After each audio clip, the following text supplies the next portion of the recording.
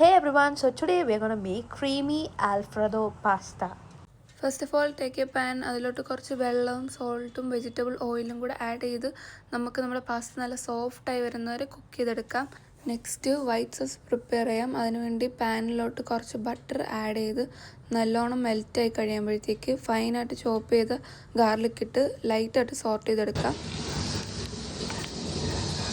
Next നമുക്ക് ബട്ടറിലോട്ട് നമ്മളുടെ mixed herbs add ചെയ്യാം. നമ്മൾ ലൈറ്റായിട്ട് സോട്ട് ചെയ്ത് വെച്ച് ഗാർലിക്കിലോട്ടാണ് ഇത് ആഡ് ചെയ്യാൻ പോകുന്നത്.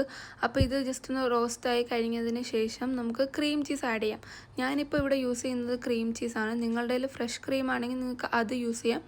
ഏതായാലും നമ്മൾ പാസ്തയുടെ കോട്ടിംഗ് ആയിട്ട് വരുന്ന ആ സോസ് ആണ് നമ്മളിപ്പോൾ പ്രിപ്പയർ ചെയ്തുകൊണ്ടിരിക്കുന്നത്. ക്രീം ചീസ് നല്ല ബ്ലെൻഡായി കഴിയുമ്പോഴത്തേക്ക് നമുക്ക് ഈ മിക്സ്ചറിലോട്ട് ചീസ് ആഡ് ചെയ്ത് കൊടുക്കാം.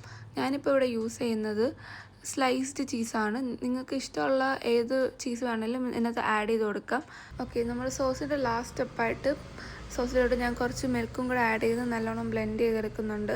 അപ്പോഴത്തേക്ക് നല്ല ലൂസ് കൺസിസ്റ്റൻസിയായിട്ട് കിട്ടും. ഇതിലോട്ട് നമ്മൾ ബോയിൽ ചെയ്ത് ഡ്രെയിൻ ചെയ്ത് വെച്ചിരുന്ന പാസ്തയോട് ആഡ് ചെയ്ത് നല്ലോണം മിക്സ് ചെയ്ത് കോട്ട് ചെയ്തെടുത്ത് കഴിയുമ്പോഴത്തേക്ക് നമ്മളുടെ വൈറ്റ് സോസ് പാസ്ത റെഡിയാവും. ഇതെന്ന് പറഞ്ഞാൽ 5 ഇൻഗ്രീഡിയൻസ് മാത്രമുള്ളൊരു ഈസി പാസ്തയാണ്. ലാസ്റ്റ് ഒരു പിഞ്ച് പെപ്പറും കൂടെ ആഡ് ചെയ്ത് കഴിയുമ്പോഴത്തേക്ക് നമ്മുടെ പാസ്ത റെഡിയായി.